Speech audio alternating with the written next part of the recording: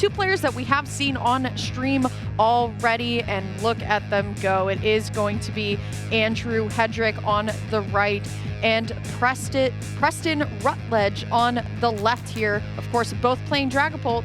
And as we know now, thanks to these these changes to asymmetrical cut, the higher seed will be able to choose whether they go first or second. That's true. And they're also able to look with the open deck lists to see what their opponent has brought to the table. So no surprises there. They've had their time to read through. Now they're just going to shuffle up, get their game going. I'm looking forward to seeing how this pans out. We've seen both players earlier today on stream winning their matches. Preston is looking for that big finish. This is a top 4. This is a deep run for him compared to some of his past results. On the other hand, Andrew HEDRICK, no stranger to the top. I mean, 4-time regional champion says it all for himself, right? And then, of course, top 32 in Honolulu a couple years ago, but of course the NAIC champion from 2 years ago as well. And we are very quickly approaching that tournament once again, but Andrew in his own right is a very decorated player, playing Dragapult with the hammers. And I think a lot of players, and I think we saw on our Dragapult graphic in particular, that Dragapult with the hammers is actually the lowest represented Dragapult deck out of all of our variations that we've seen this weekend. But I was watching Andrew's top 8 match, and his opponent looked him right in the eye as Andrew flipped heads and said, yep, knew that was gonna happen. Yep. One final note here. Preston has taken down some incredible opponents. His only loss this entire tournament has been to Andrew HEDRICK. So this is a rematch for all the marbles. Preston is looking to change that record and dethrone another top player, earn his stripes, get to the finals, and see if he can take that Worlds invite. So close, you can almost taste it. It's very, very true, right? And it's getting to that point in the season where players are really starting to stress out about what the cutoff is going to be for that top 135 Masters that get to punch their way to San Francisco, just a short 5-hour drive from here, believe it or not here. So here we go, getting the prize cards set out right now for both players. We'll see what exactly has for store here. Now look at Preston's side. That's not too good. Both copies of Duskull currently sitting in the prizes, and a little bit more energy on Andrew's side. Granted, it is a dark energy, but both players prizing 1 fire energy. Nothing too crazy aside from that double Duskull. Not exactly what you want to see if you're Preston. Absolutely not. Duskull is, and the Dusclops and Dusknoir that go with it, are 2 of your most important resources in the Dragapult mirror. Those cards are able to move you ahead on the prize race very quickly, turn a board that could be favored or even into a board that is strongly on your side. So definitely want to get those out of the prizes ASAP. Here we go. Welcome to top 4 here of what feels like the Los Angeles Dragapult TCG regionals here. Pokepad, and it will be Preston starting off with the Monkey Dory in the active, as Pokepad is going to allow for that first search here. And Preston about to have this rude awakening that both Duskull, unfortunately, in his list are unable to be used in this game 1 against Andrew HEDRICK here. So he's going to have to get a little bit more creative with the routes. The rest of this deck search, I really like the strategy, choosing to put the energy towards the front to make sure you get that count correctly. Anytime you have a deck with very few energy of a specific type, you want to make sure you know exactly where all of them are. Otherwise, you could Crispin into a deck with no energy, and if you do that, you don't get both energy out of the Crispin, you only get the 1 to your hand. So gotta be very careful about it. Still also have to shuffle your deck afterwards. Feels like Preston is kind of forced to play to kind of pedal to the metal here and getting everything set up right away, even Ultra Balling away Risky Ruins and Lily's Determination here to start to get things moving as well. Both players are playing Risky Ruins, so it's really just kind of this cat and mouse game on who's going to put that stadium down first. Choosing to keep that stadium in the discard pile is going to mean that Preston can get more Dreepy in play without having to worry about damage counters. That could be relevant in case Preston is not able to attack first with his own Phantom Dive. Andrew on the other side is sizing up the options available. Depending on how many Dreepy are available, Andrew's probably going to be going for an Itchy Pollen, and all of a sudden Preston is out of items for this next turn. And that's going to be a little bit rough, too, when you think about how often cards like Pokepad are used to get Dracloaks out and open and ready to go. So has to keep that in mind, but it will just be a pass over unless there is an energy attach, and it is unfortunately just going to have to be the pass. No energy to go with it. Let's see how Andrew's going to start. That's a lot of Dreepy and even the one copy of Dunsparce in the deck as well. This is a great starting hand for Andrew. I just wish there was an energy or even a supporter to go with. Oh, Lily's Determination in this hand would not only allow for Andrew to get set up, but be completely set up for next turn as well. Looks like he's trying to figure out what the best Pokepad target is going to be. Plenty of choices available, and with that Ultra Ball, could go for a Meowth. Meowth would create that opportunity to get a supporter card, but it also puts a 2-prize liability on your bench. So you have to be very careful about when it goes down. Perhaps the later the better, less opportunities for it to get knocked out on a convenient boss's orders. Going through the deck now, Andrew has a ton of options. Looking at his prize cards though, now only one copy of that Dracloak is prized. And while yes, that is pretty important, I'm looking at more so at one of the Night Stretchers on Andrew's side, just because he's playing a little bit more of that limited recovery. We've seen Dragapult list playing Rosa's Encouragement to kind of make up for some of the ways to get energy back into the deck, but Andrew is only playing these 2 Night Stretchers. He's not even going to have access to both of them this game. Oof, that's so rough, especially when every recovery card is going to be another step towards perhaps a Dusknoir, perhaps some other kind of energy recovery. Depending on what you have available, that's exactly how you need to plan out the rest of your endgame board state. So in these early turns, it may not seem as though these late game decisions are even remotely on the players' minds, but you need to be sure that your resources are preserved so that when you need them, you didn't get rid of them earlier. See how exactly Andrew's going to set up board here. Once again, no energy in hand for the attachment. Does have Budu in the active though, so it's safe to say that Itchy Pollen will be used this turn. Like you said, could also Ultra Ball for the Meowth if Andrew truly wants to go all the way and then find Lily's Determination off of a last-ditch catch. But really kind of thinking about, and will potentially be using it, discarding the one of Hammer in the hand. Honestly, seeing more cards here is probably more useful. Yeah, especially if you're going to shuffle your hand into your deck. Crushing Hammer's not useful right now while there's no energy on Preston's side of the field. Missing that attachment definitely hurts, but against a Hammer's deck, it's not a terrible idea to hold those resources in your hand as well. See how it goes here. 2 Dreepy, or 3 Dreepy, and a Dunsparce, and a Lily's Determination on top. Sequencing from Andrew is looking wonderful here. A fresh 8 cards for Andrew Hedrick now. And still, would love to see an energy attachment, but looking at Preston's side of the board with no Duskull at all, and Andrew's side of the board where his draw engine is now up and ready to use for next turn, and also 3 Dreepy, things are looking a lot better. There's also a really interesting strategy here where even though the Dreepy were in the hand the entire time, Andrew waited until the last possible minute to put them down. Reason for that is your opponent doesn't know what you have on your first turn until you lay it down. By choosing to take your time, not put the Dreepy in play as soon as you have them in your hand, even if you know for sure you want them down right now, keeping them towards the very back of your turn means your opponent has less time to think about how to respond to your current board state. 6 cards here, no energy just yet. Finds one right at the last possible second. So that Dreepy will be getting a Psychic Energy. Does have a Pokepad for next turn to find one of the many Dracloaks that Andrew has available to him. And may even begin to use it now, anticipating maybe an Itchy Pollen back onto Preston's side, coming back over to Andrew's. But look at this first turn from Andrew. He is definitely happy with this one. Choosing to go with the item use of Pokepad for the Dracloak, even though you can't play down the Dracloak going second on your first turn, it requires a turn to wait before you can evolve. Doing so now means that an Itchy Pollen from Preston will not prevent searching out that Dracloak. Meanwhile, we know that Preston has his own Dracloak. Bam, there it is, going to start moving this game. And thankfully, Lily's Determination coming in and giving now Preston a fresh 8 cards to really work with. And what he has to keep in mind is that he is item locked, right? So now he just has to find more Dreepy, has to find the Dracloaks as well. Still does have a Recon Directive available, but the question is he going to let this Monkey Dory just keep soaking the damage in the active?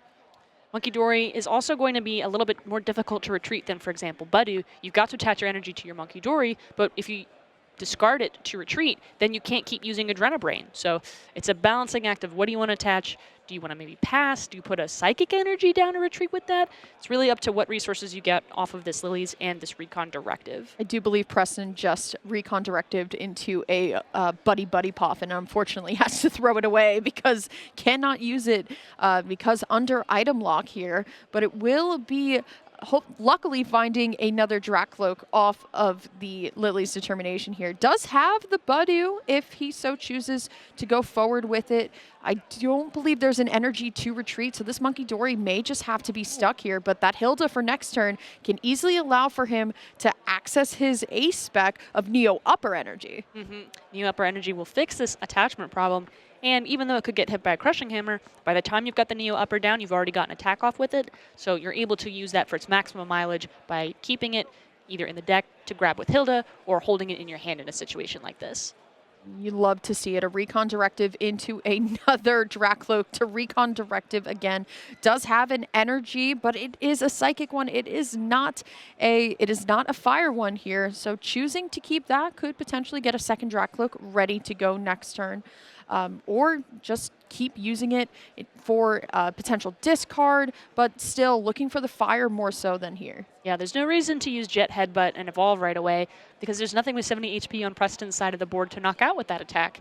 Instead, it looks like Andrew's probably going to spend this turn strategizing in such a way to set up the long-term game. Plenty of Dracloak, plenty of options for evolving using Dragapult later, as many attachments as can go down because if Preston's not playing hammers, why not? Yeah, and the thing is with this Ultra Ball, not only can it grab another Dracloak, but it can also grab the Dunsparce just in case for next turn. This Dunsparce is getting so much mileage by even just looming on the board, knowing that Andrew Hedrick is going to be able to keep sifting through the deck, keep drawing cards here. But I know Andrew is technically looking for a fire energy, but still, finding a Psychic isn't necessarily that bad. Let's see what the two cards are. There it is, that to Dunsparce. And honestly, you just love to see it without any ball search or Pokepad search for it anyway, just being able to go back in to the deck and get everything going online. And honestly, just another Itchy Pollen from Andrew feels pretty good in this spot. Yeah, it's definitely going to hold Preston back from getting that board set up the way that he would prefer it to be set up. Having 3 empty bench spaces as a Dragapult player is definitely scary, particularly when you know there's no Duskull available for you to grab that way. I know one fire energy is prized, but having 2 Psychic just doesn't feel too great. Andrew just wants to find that Psychic, or that fire, excuse me, can actually put the Psychic down on another Dracloak just in case for next turn if all things go awry here. So you're guaranteeing yourself another attacker here, but miss of a fire doesn't feel too good. No. The other thing too is that choosing to use the runaway draw onto Dunsparce right now means you're going to need to go get it back later. You're still a little bit vulnerable to Unfair Stamp, but that's only once you start taking prizes. For now, it's just going to be a possible issue. Then again, he probably knows by now about the Neo Upper Energy. It's not even an issue. So we don't even need to worry about it. Didn't get to see the 2 cards off of the Recon Directive, but a Fire Energy was grabbed onto Preston's side. We know now from the previous turn that Preston does have a Hilda in hand, which does allow for Preston to go into the deck and grab one evolution Pokemon and an energy to go alongside of it. But the thing is, this Monkey Dory is still stuck in the active, so would need an energy attachment to get it out of the active spot. There's nothing like a Latias in this deck to move basics around. So it is going to be this Hilda for turn, where you can search a deck for an evolution Pokemon and an energy card. Doesn't have to be just a basic energy, it could be any energy. But look at this, instead of going for the Neo Upper, it's actually just going to be the Dark Energy, presumably to move that damage counters right back to Budu. Another thing too is that you could just keep that Monkey Dory in the active another turn. That way the Dracloak on the bench are not extra vulnerable, and you're able to get the most, potentially 2 turns out of that energy attachment. You want to be able to maximize those energy attachments while you have them, while you still have the opportunity, because Andrew will not let them stay on that board. See exactly where he wants to go here. Preston starting to get a little bit worried here. Even though Andrew doesn't technically have the Dragapult in just yet, this could be a prime time for Andrew to start sifting for boss's orders to take that one fire energy track cloak out of play here. And it won't be the dark energy going onto the Monkey Dory here. It's just going to be the pass back to Andrew Hedrick here. Does have the Dragapult in hand, but look at that hand, right? Could use very well start using these crushing hammers now and just disrupting the board just a little bit, but still just needs this fire energy to really get a go going. Yeah, that's the problem with making sure that you have your attachments down this way instead of putting them on the Monkey Dory. It's one thing to say, yeah, Monkey Dory is going to get all the damage dealt from the potential Dragapult that Andrew is trying to get in play. If that doesn't happen and the Monkey Dory is trapped in the active, then you've lost out a potential turn of moving damage. And you've risked another energy that you want on your field going into the discard, but you're not going to lose it if you get knocked out. Nothing like using Recon Directive and then going into 2 energy, and neither are the one that you need here. Andrew, still no fire energy, and like we had said, 1 fire in the prizes, 1 Crispin as well for that energy acceleration. But still just not being able to, unfortunately, find anything, cannot launch a Phantom Dive this turn. If Preston were a little bit more ahead, you could dig with the Unfair Stamp. That's not an option. No prizes have been taken by either player. It's so rough. We know that Andrew does have a Lily's Determination in hand, but do you want to refresh your massive hand for the potential of getting 1 fire energy? It's not guaranteed. I mean, it's not a bad idea to just use Itchy Pollen over and over again, but it's not looking too crazy because we know that Preston has the dark energy in hand to take the knockout with Adrenabrain again. But look at this, another attachment. This is 3 Drac Cloaks with Psychic Energy on it. Where is any of our answers to fire? Guess we're not going to see him. It's a little bit cold in the stadium today. Going to Recon Directive, hopefully get something going. Immediately drops, I'm not sure what that second card was. Looks like Preston knows exactly what the plan for this turn is, and it is get Monkey Dory out of the active by any means necessary. It is preventing attacks. It is not doing anything helpful other than maybe taking some Itchy Pollen damage, but that could be any card doing that.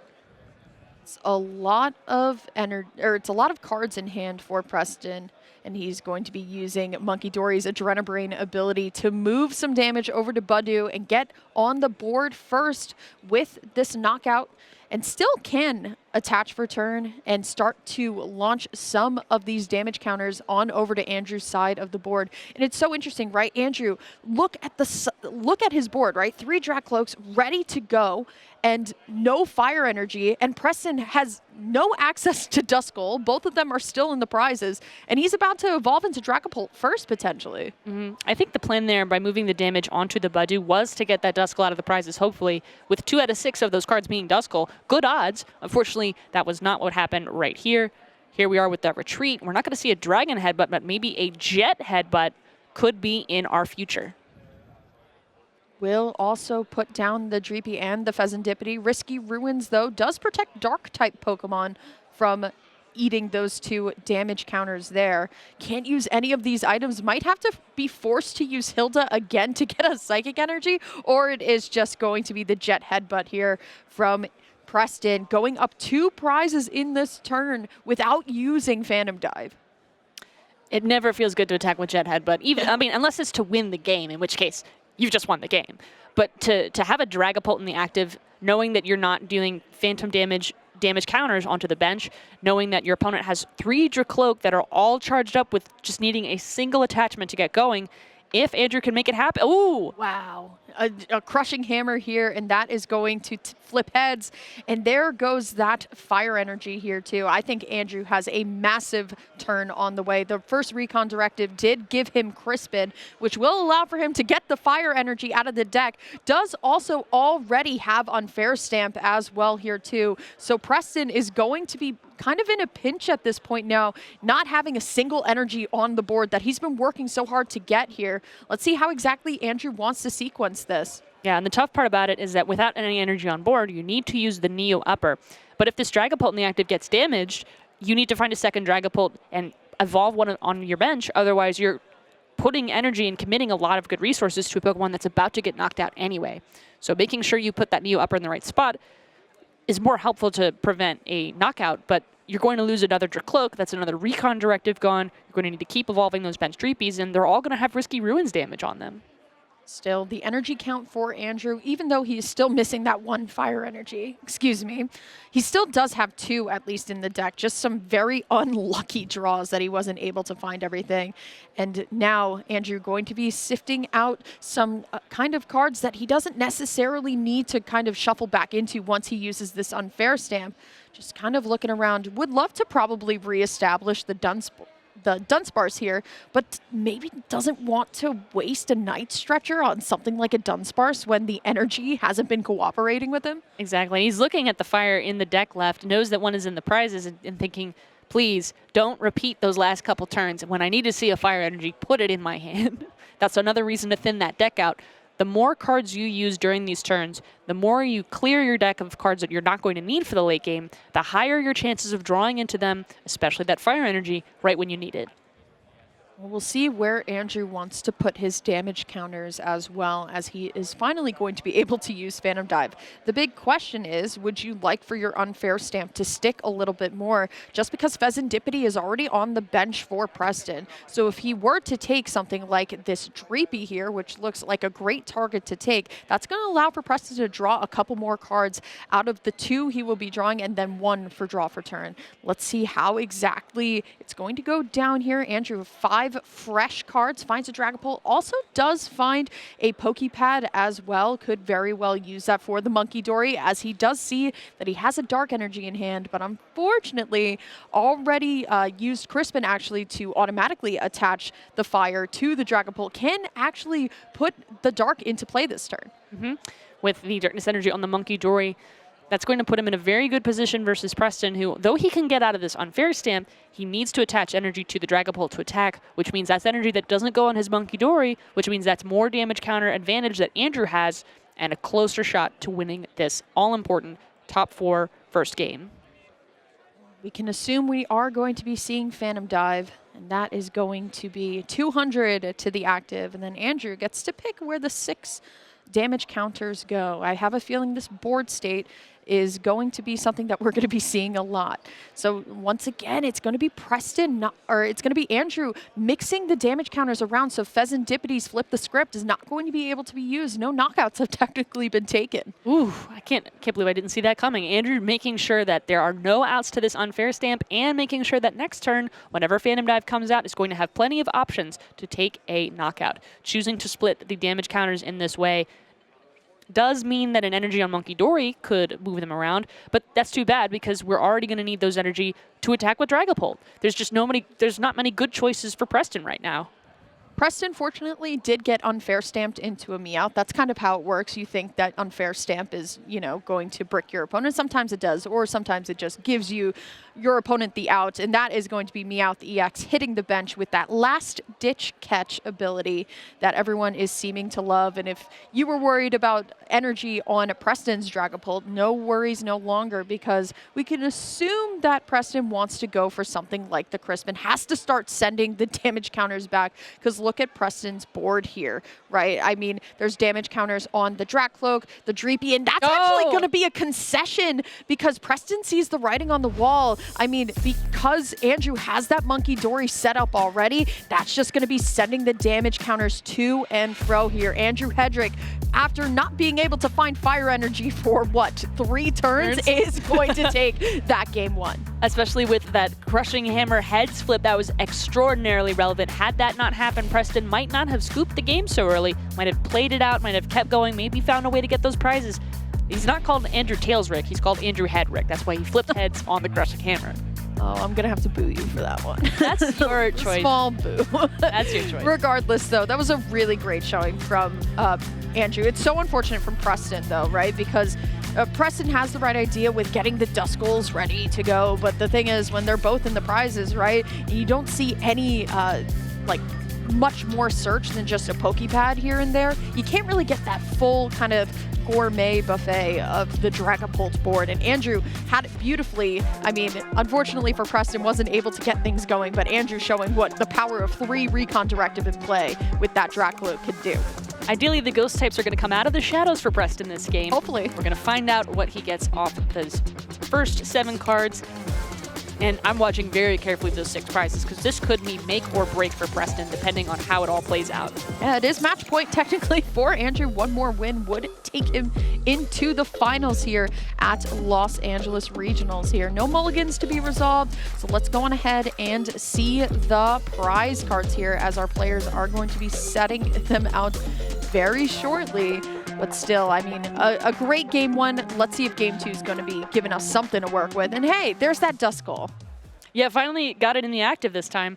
Although you don't quite always want it in the active. You might prefer it on the bench, and then you can use it when the time is right. So at the moment, it's just going to be Andrew setting up first. That means Preston chose to go second. See how exactly Andrew is going to be able to get his board set up. 2 Dreepy is a really great start. You want the energy attachment the most out of anything here, right? So Ultra Ball is going to be the option. I didn't get to see the hand too closely here, but Ultra Balling away a Dragapult and a Lily's Determination for your first deck search here. And as we are going to bring up the prize cam so we can show you at least Andrew's side, that 1 copy of the Dunsparce, 1 copy of Pheasantipity being in the prizes, not my favorite thing, especially when he was able to sift through the deck so much thanks to Runaway Draw. Didn't get to see flip the script. It feels like sometimes now Pheasantipity feels like more like a liability than a necessity in some decks. But 1 copy of the Psychic being prized, a Buddy Poffin, 1 Dracloak always to note, and a Boss's Orders, nothing too crazy. Right. After that Buddy in the early game, it looks like he's choosing to play more carefully, cautiously around it so that first turn he gets the option of using a supporter, using as many items as he wants, and the supporter getting more items out. So when you talk about Pheasantipity being able to find items, that may not be this first turn, but later in the game, those 3 cards you draw can make the difference for setting up a combo or walking it back and going right back to the audience to watch the finals. Preston does not want that to happen and is instead going to do everything possible to maximize his chances of a good setup. Andrew just noting down his prizes in his first deck search here. Plenty of time in your top 8 matches. You do get a good old 75 minutes to get a best of 3 done, which is more than enough time, it feels like, to really kind of find everything through. But regardless, though, Andrew is going to be Ultra Balling for Budu. Doesn't exactly feel great, so we could probably assume that there's no Buddy Poffin in hand. But at least having 2 Dreepy, that feels a lot better than just having 1. Yeah, and those Ultra Ball discards could be relevant later, particularly with the way Night Stretcher works.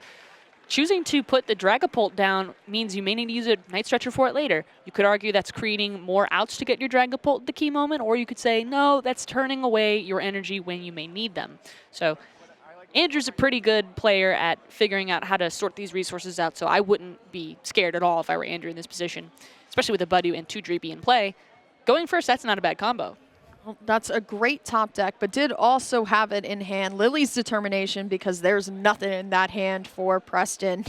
And I mean nothing at all. I believe there was a Drac Cloak and a couple of supporters there, but got to see Dreepy, so it's going to be up to these 8 cards that's going to allow for Preston to hopefully find a Buddy Poffin, or honestly just be finding these Dreepies as well here. Will be able to, if he's able to retreat this Duskull, get into Budu this turn and Itchy Pollen, and that could be a big trouble for Andrew here, but I believe the only search I'm seeing in the hand is an Ultra Ball. Oh, it does see 1 Dreepy at least. I was going to say that's tragic, but having at least a Dreepy and an Ultra Ball means you're not behind Andrew in any circumstance. You just happen to have a Duskull in the active, whereas you might prefer a Budu. There's also the world where Ultra Ball doesn't search for the Dreepy that you may be, thinking you need, and instead goes for some kind of disruptive plan. Like there's the Budu right there. It's the beautiful full art one. Could choose to go for the Budu. Might have to in this case, right? Needs time to re-establish the board. As we take a look at Preston's prizes, no Buddy Poffin in the hand, and that's because one of them is in the prizes, but also that Monkey Dory is in the prizes as well. There are 2 in Preston's list, so I'm not too worried about that. It just seems like these Dracloaks want to spend a little bit of time in the prizes. 1 Dreepy not being available is kind of hurting, but that copy of Judge also there, not great. There's a very scary potential outcome where if you only have 1 Dreepy on the bench, all it takes is an immediate evolution and attachment to board wipe you from having no Dracloak, no Dragapult next turn, and now all of a sudden you're a turn behind your opponent, maybe even 2 turns behind. Preston already had to scoop up his cards for the first game, does not want to repeat that performance, and is choosing to put 2 Dreepy down. Very smart move to make sure that the bench is full of opportunities for the next turn when Dracloak come into play. This is so interesting because we saw Preston use the dark energy attach and then use a whole night stretcher to retreat into Dreepy out of all things here. Does, fortunately, compared to Andrew's 2, does play a third here, but that's a resource down. You really got to think about it. Andrew, though, back on his side, will have a Dracloak and a Lily's Determination as well, so a fresh 8 cards for Andrew as well. Hopefully wants to draw into those Buddy Poffins, Pokepads, because Andrew's not under item lock anymore at all. Yeah, never has been. Looks like Andrew is going to get those 8 cards still. You gotta love when Lily's Determination gives you a full hand of cards. It's very rare that a supporter gives you 8 cards. Lily's does it. No Dracloak here. Not even a way to get it in the hand, too. Let's see what the Recon Directive will give. We'll give a Dragapult at least for next turn for what's going on in the active here.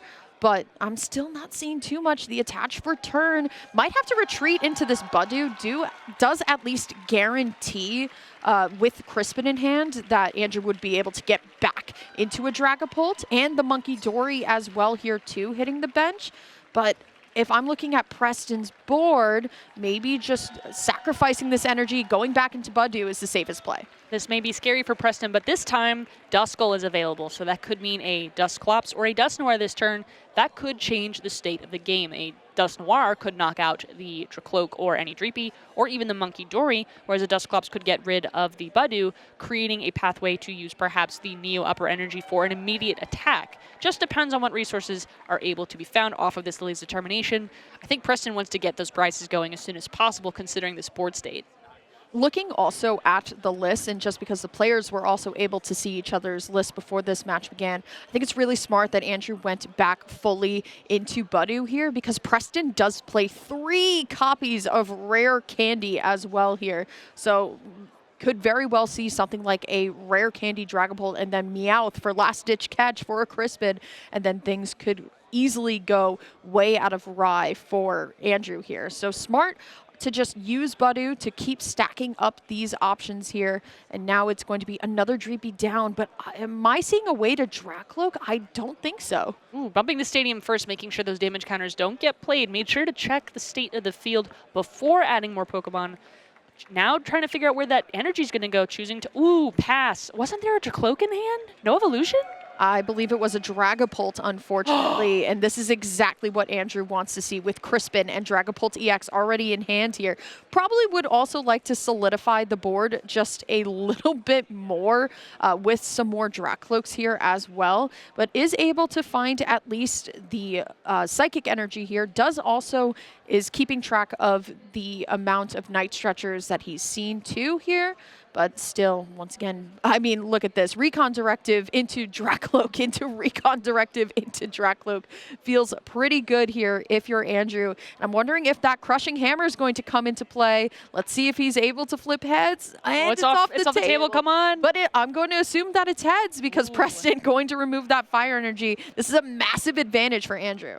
Having no energy in play, again, is a situation Preston is familiar with, but these are the semifinals. This is top 4. You can't have these situations if you want to make it to finals. Come on, Preston, show us that Neo Upper Energy, show us that Dragapult, show us that Rare Candy. Get back in this game. You could do it. It might be the only way that Preston gets back into this game, as we see Crispin as the supporter for turn here, going to be able to attach the Fire Energy automatically to one of these Dracloaks and bring that Darkness Energy into hand. Won't be able to power up both a Dragapult EX and a Monkey Dory, like everybody's dream scenario will be. We know that Andrew does have the Psychic Energy in hand, so honestly, this is going to be a great turn for Andrew, going to be able to take out the threat of the Duskull as well here. Just has to decide if he wants to just start stacking the damage counters. But it's pretty easy to see, you know what, I'll take my 2 prizes. You find your Dracloaks, and then we'll talk. Duskull is Dunskull. It is in that discard pile, and it could come back with a Night Stretcher, but we just used the Night Stretcher to retreat. So come on, Preston, show us something else. There's Pheasantipity. Pheasantipity will be able to draw more cards. We'll be able to maybe fix this board state. Ooh. That could be something. Well, it is at least a Meowth EX for using that ability Last Ditch Catch here, where Preston's going to be able to pick a supporter of choice. And in these scenarios, sometimes players will kind of go back and forth on whether they want to disrupt their opponent more or get themselves back into the game a little bit more. If I'm Preston, it's going to be that Lily's Determination. Preston hasn't taken any prize cards yet.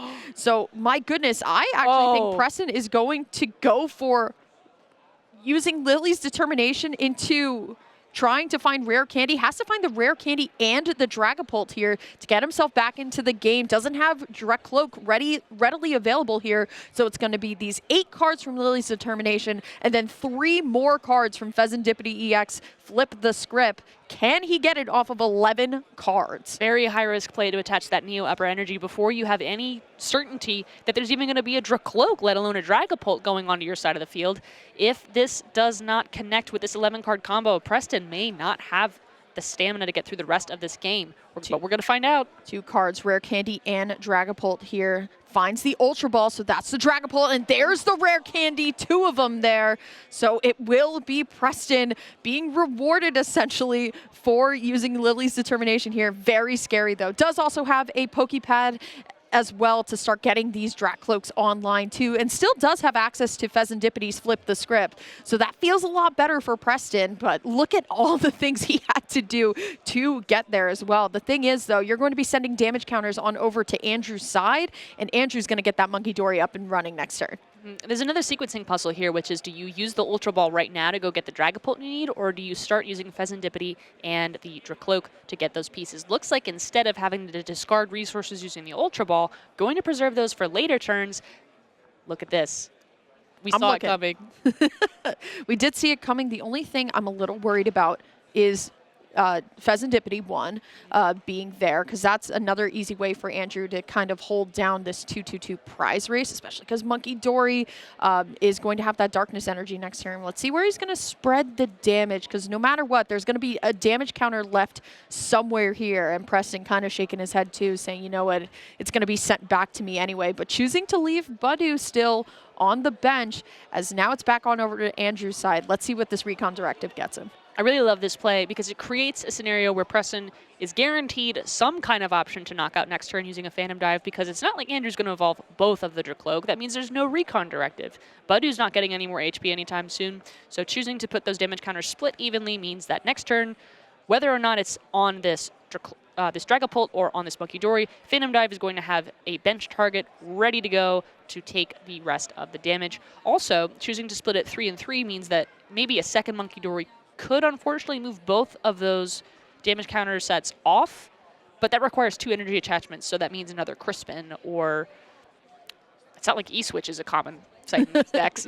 You never know. I mean, if I'm Preston, I am horrified of the potential of something like a Crushing Hammer or an Enhanced Hammer. Unfortunately, Andrew's not playing Enhanced Hammer here, but that would be insane going into Preston's side. But the thing is, Andrew is playing for his A-Spec, not playing Neo Upper Energy, but actually playing Unfair Stamp as well.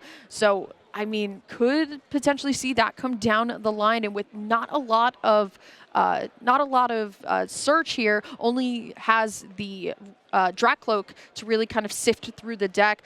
We could very well see Andrew decide to use Monkey Dory and move one of the damage counters off the Dracloak onto Preston's Dracloak, and then anticipate some sort of Unfair Stamp for next turn when this damage Dragapult goes down. Yeah, if a Hammer comes up to follow that combo, I don't know what Preston's supposed to do in that scenario, because the Neo Upper's been used. So we just got to hope that Andrew does not get a Hammer, does not flip heads on a Hammer. Yeah, I'm sorry, I forgot. He flipped heads on all the hammers. Yeah. That's not, she's just going to get it. Come on, let's that's the Andrew Hedrick difference, honestly, feels like. I don't think I've seen him miss at all. No, he had not on strike. The only one we didn't see was one he still flipped heads on.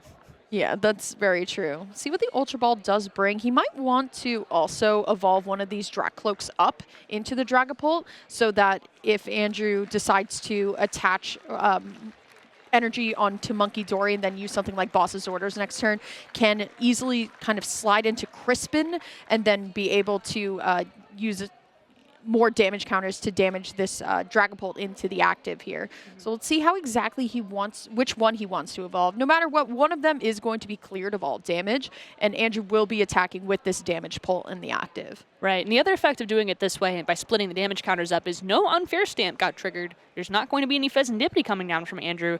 Those can all be done later when Budew is a very easy to knock out target using any Phantom Dive, just so long as there's one still available. Preston is going to have to make sure that more energy comes down, though, because this is a very vulnerable board for Preston. Unfortunately for Andrew, not going to have access to that Pheasantipity because it's at the top of the prices.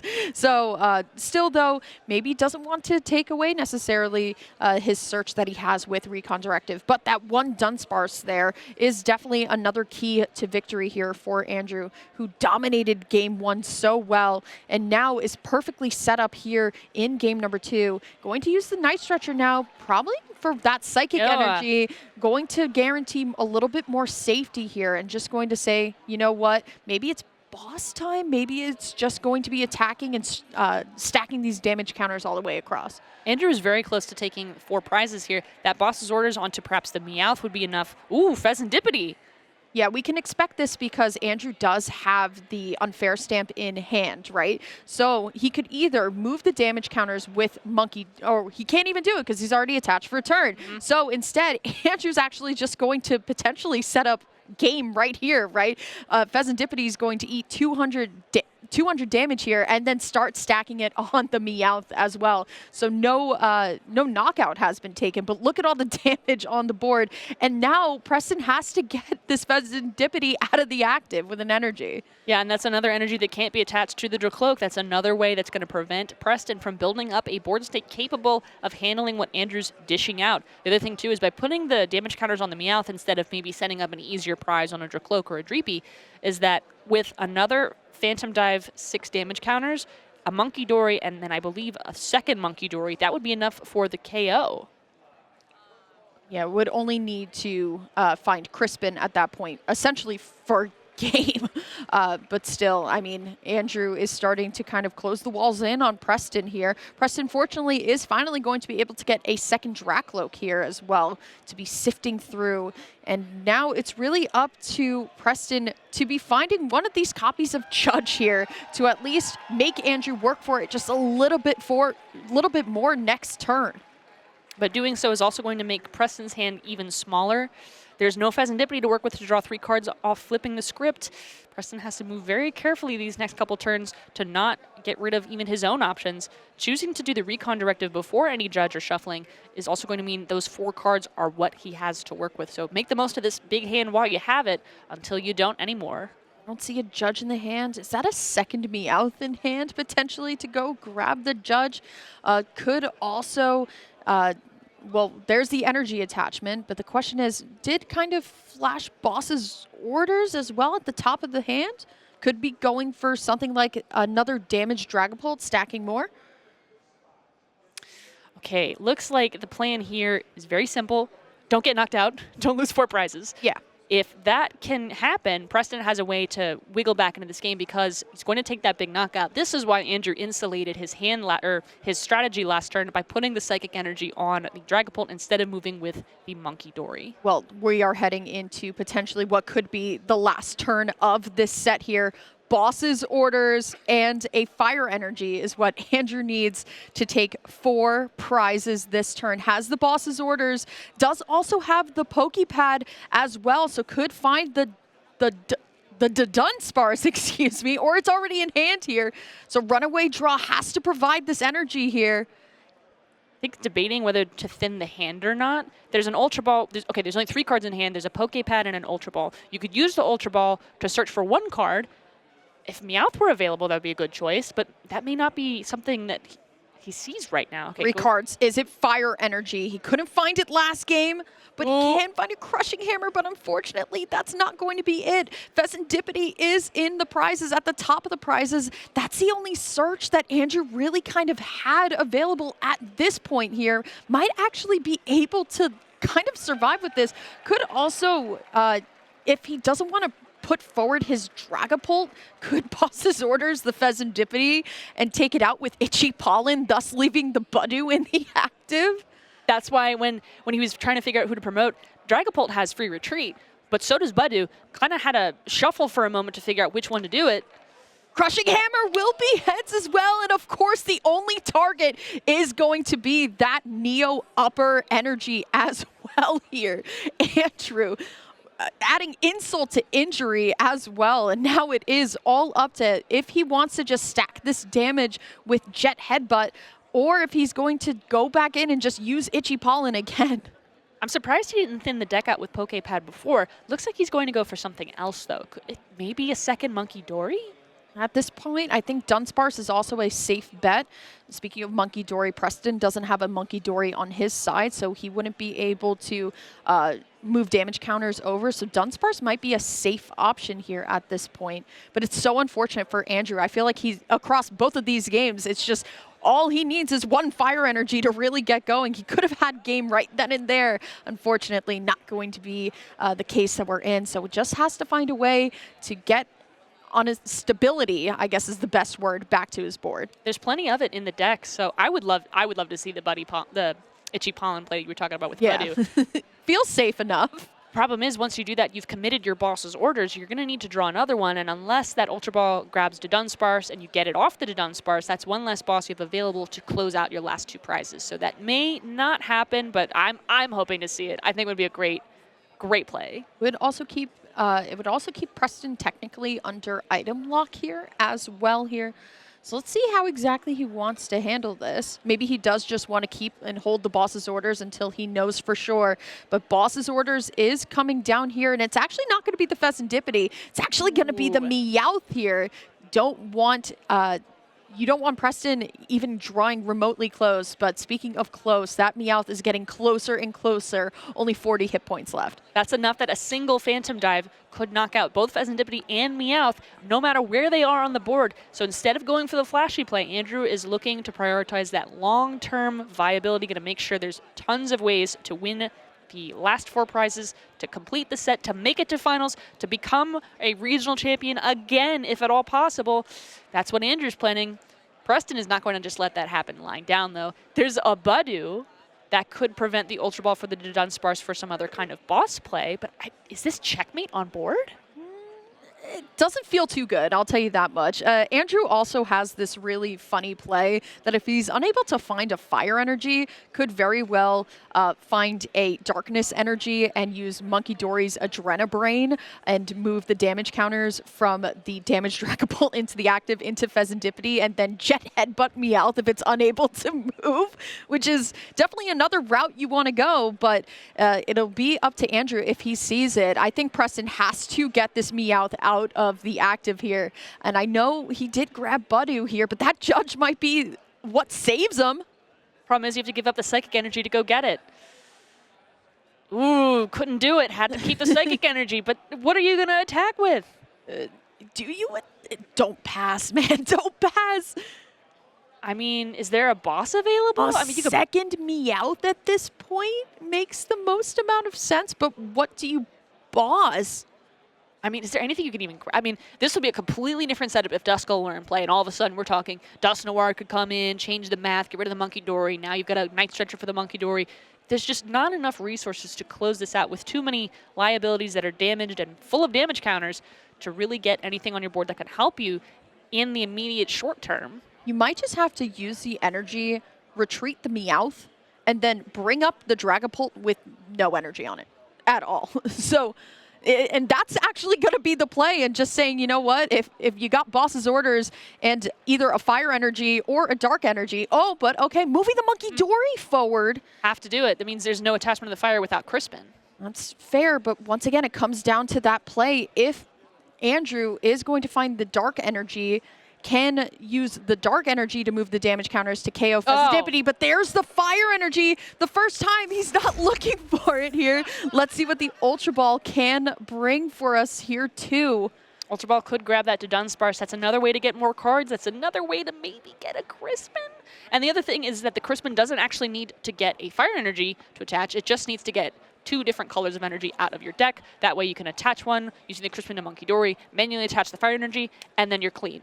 So it's just going to come down to what you get off of these 3 cards to see if Andrew can win this set right now. And unfortunately, you're seeing what could have been on your screen. Another colorless Pokemon that would have fulfilled that Crispin requirement is the Meowth. That's unfortunately in the discard for Andrew here.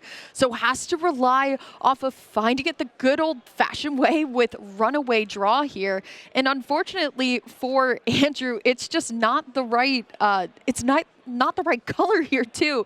Honestly, even if Andrew was able to attach the dark energy and move the damage counters on over to Pheasantipity, that feels so much better here. But he did at least set up the Duskull, so could be seeing 3 big cards. Crushing Hammer, Crispin as well here too. Wow. Is that going to be the game right here and there? He's going to show the darkness energy to move the damage counters over. And that is the handshake. Andrew HEDRICK going to go into our finals here, advancing 2-0. Look at that big smile. That was a very difficult endgame to navigate, and Andrew showed you exactly how to play Dragapult if you're bringing it to your own cups or challenges. Don't go for those flashy plays. Take your time, assemble your final 4 prizes, sometimes even 6 prizes. Yeah. But as soon as that board state is set up in the way it was against Preston, it doesn't matter what Preston does. It doesn't matter what resources are available.